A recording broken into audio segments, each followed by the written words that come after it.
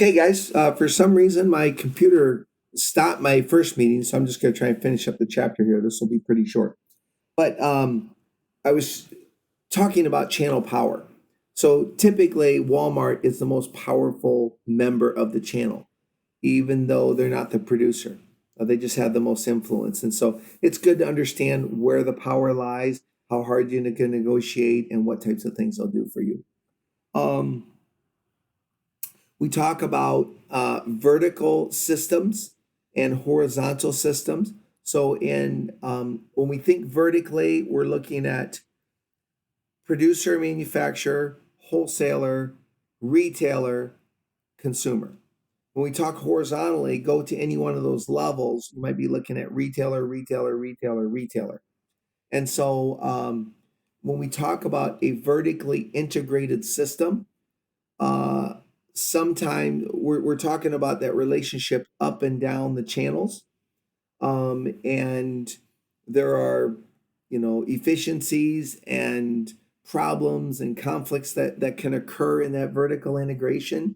Sometimes what organizations will do is they will buy up and down the chain. So a wholesaler might actually buy the manufacturer or buy the retailer. And that's one way of growing your company. And then if you own those other entities, you have more control over the process and you can profit from them. If they're a profitable entity, now those profits go into your pockets. When we talk about a horizontal system, so what we'd look at here would be, let's say, Chick-fil-A restaurants. Okay, well, um, you have a bunch of different restaurants. Well, those might be franchised, but maybe that wasn't a really good example. Let's talk about Dick's Sporting Goods. Okay, there are Dick's Sporting Goods all over the country. So they're all at the same level, they're all retailers. And so issues related to working together with other retailers or problems that you might experience with other retailers, that's a horizontal system, and you've just got to deal with all that stuff there. Another term to talk about would be store brands. So we're all familiar with the manufacturer brands, but oftentimes stores have their own brands. So a great example of that is Walmart. If you're familiar with the Great Value brand name, that's Walmart's store brand name. So you can buy Great Value sugar, Great Value, I don't know if they sell milk or not, but any products that Walmart makes, probably Great Value mac and cheese, Great Value bread, they take on the role of the manufacturer, sell it under the name of Great Value. So instead of buying Wonder Bread, you buy Walmart bread called Great Value. So there's a bunch of different strategies in there too. Okay, so since I was only on here for 3 minutes, I'm actually just going to continue on into chapter 9. And so let me start with that. Chapter 9 is about using supply chains to create value for customers.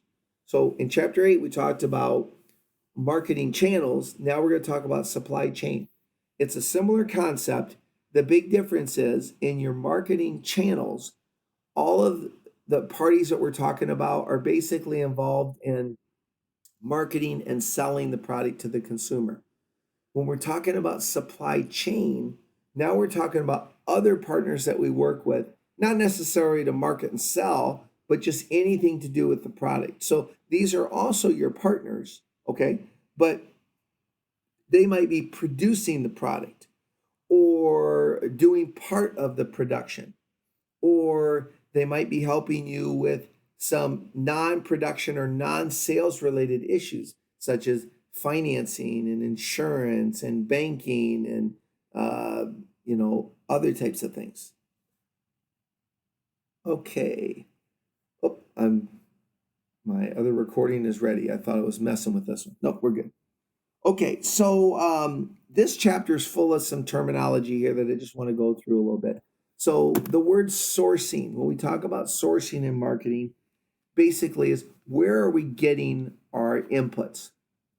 So where are we getting our materials? Where are we getting our marketing? Where are we getting um, uh, or transportation. And so when you hear that word, like where is it sourced? It's like where are you getting stuff from?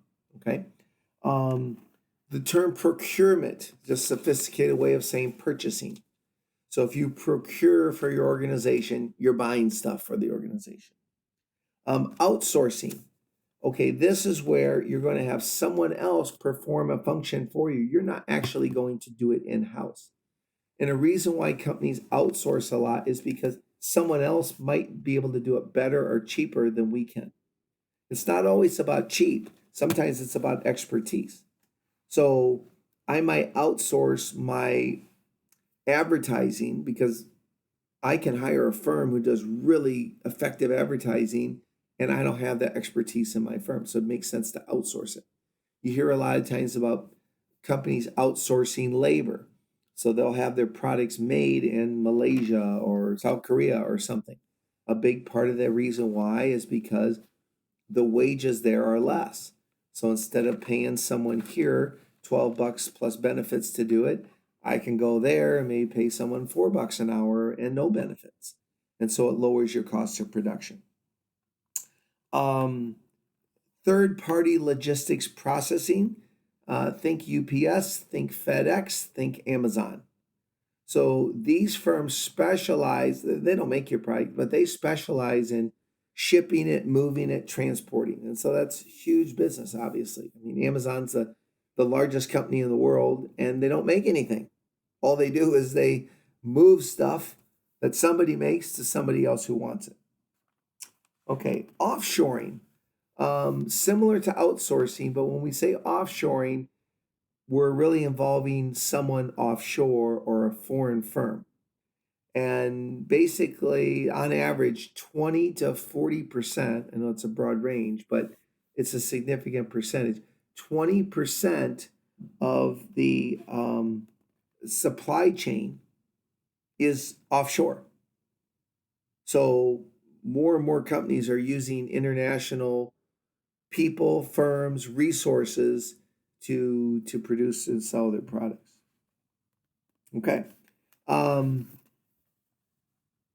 When we talk about outsourcing, offshoring, and in line with St. Ambrose's commitment to business for the greater good, I feel like I do need to mention that there is some controversy with offshoring and outsourcing. Mainly when you start thinking about the environment, you start thinking about human rights, you start thinking about social responsibility. Those are big concerns because, for the most part, compared to the rest of the world, the United States has some pretty good laws and it does protect a lot of people and it protects the environment quite well. Most of the rest of the world is not as diligent about those things as we are. Now, there are some countries that are probably more diligent than we are, but usually the places where production is sent out, the rules are more lax. And, this is where you hear about, child labor violations and, inhumane, work environments and that kind of stuff. And so, this is where the question of ethics comes in a lot. People are like, well, hey, that's just not the right thing to do, even though to make an almighty buck, you kind of want to, make sure that you're taking care of people and treating them right. And that's something that we need to continue to keep our eye on the ball on. It's not a cut and dried issue. Um, you know, Sometimes we might say $4 an hour is inhumane. That's terrible. How could you pay someone that little? I understand. At the same time, that $4 an hour might provide a better standard of living for that person than if they had no job. And so again, you can kind of see where it's some gray area, but it's certainly areas that need to be looked at, and we need to, acknowledge that they're there. And obviously, we want to always try and do the right types of things. So, okay, you've probably heard of the green movement. And a lot of companies have taken this on as a marketing strategy to talk about hey, in our production, we're taking care of the environment. We're not, polluting the air. We're not harming animals. We're not, you know, um, what do they talk about? Leaving a footprint on the planet, right? And people like that because they're thinking about their grandkids and their great grandkids and they want to leave them a better world. And quite often, companies that use that strategy, and they're also abiding by it. I mean, they are going out of their way to not harm the environment. They might be charging twice as much for the product, but people will pay it because they like the mission of the company. So Patagonia is a fantastic example. I mean, you could probably get a similar type of garment for one third of the price of a Patagonia, but part of the brand is that we love the world and we care about the world, and they make really good products too. Um, so they capitalize on the green movement, which has been going on for quite a long time in our country. Um, Towards the end of the chapter, again, getting into a lot of other terms that they're important, but not so much for this class. If you were to take operations management, supply chain management, you're going to deal more with this. But let me just touch on a few. So in the supply chain, we are concerned with efficiency and production because if we can produce something at a lower cost, then we can price at a lower price, and with supply and demand, we can either sell more or make a higher profit. So we are concerned with a lot of those things. So JIT is called just in time management. This is a system where if you plan your production and you know that every week I need, 500 barrels of oil coming in to fuel my machines. Great. Well, then don't order 20,000 barrels. Just have the barrels coming in as you need them. Or if it's amount of wood or any kind of part, you try and figure out how to keep your lines running smoothly, but you don't want to have a bunch of excess sitting around because you have to store it and it may get damaged, and also you had to pay for it while it's still sitting there. So this just-in-time management system is another way to try to make your production more efficient. Lead time ties in with this as well. So the term lead time means how much time do you need or how much notice do you need before the product is done. So we want to know what lead times are, and if we can cut that lead time down, then again we can not order quite as many materials or not sitting around longer. So and we can provide better customer service if we can cut lead time down as well. So um, production scheduling, inventory control, just trying to get a handle on the flow of goods and when we need things and when we need to produce and how to get them out there. Um, so those are big deals in this supply chain system, which is related to marketing, but it's kind of not the traditional marketing that we usually spend our time talking about. Um, let's talk about warehouses for just a second. Everyone's heard of the term a warehouse. Why do we have warehouses? Well, they come in handy a lot when we have we want to be producing all year, but there are certain times a year where all of our sales are coming at once. Perfect example would be like Christmas toys. Okay, so 80% of the Christmas toys are gonna be sold in between Thanksgiving and Christmas, but they're not going to make them all in November. They're making them throughout the year. Well, where are you going to keep them in July and August when the stores aren't going to want them till November? Well, you're going to keep them in a warehouse. Um, and usually we locate these places maybe out in the country where we can build the building cheaper and the land's cheaper and the tax base is cheaper. And then we go, you know, get our stuff in storage at the time when we need that. Distribution centers, similar, but these are kind of temporary storage places where then we'll go to and get the products that we need. In terms of where you locate your distribution centers, well, you want them kind of in areas where they're going to be near the people, but yet you're also keeping an eye on costs as well. So between Chicago and the Quad Cities, about halfway through, if you're driving on east or west on 80, I think it's still there. Like they have a big Ace Hardware distribution center.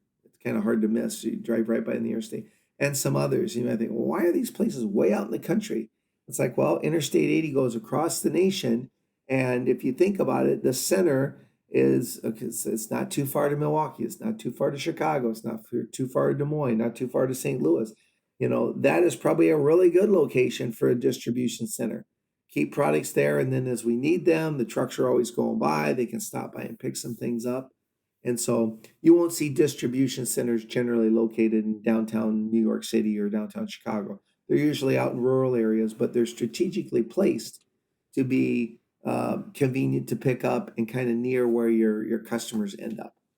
And again, so a lot of companies, they'll have multiple distribution centers. So maybe they'll have 12 strategically placed around the country, not just all in Topeka, Kansas, because sometimes we want to be able to get stuff, to the retailer rather quickly. And if we're driving halfway across the country, it's sort of hard to do that.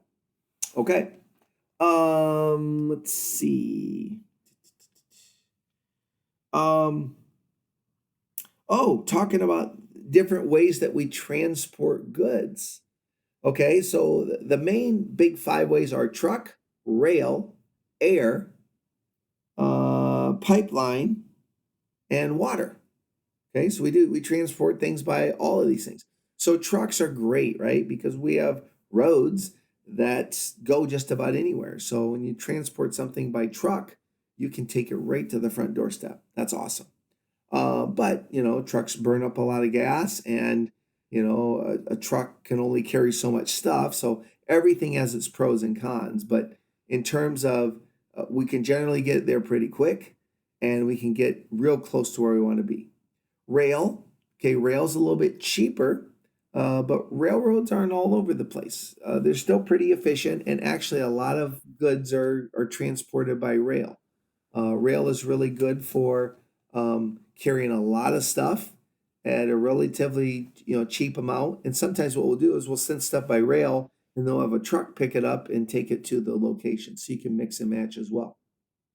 Air, we can fly things by air, but it's super expensive. But if it's important to get things there by time, maybe it's a heart transplant, every minute counts. So we don't have time to put it on a rail car. So that's why you do that. But it's very expensive. But for high priced items where time is of the essence, air is the way to go. Water, again, depending on where it's coming from. If you want to get something from Africa to South America, you could fly it, but you're not gonna go across the ocean in rail or truck, are you? So your choices are, by boat or ship or by flying. And if we can justify it by flying, we'll do it. But chances are it's going to come over by ship.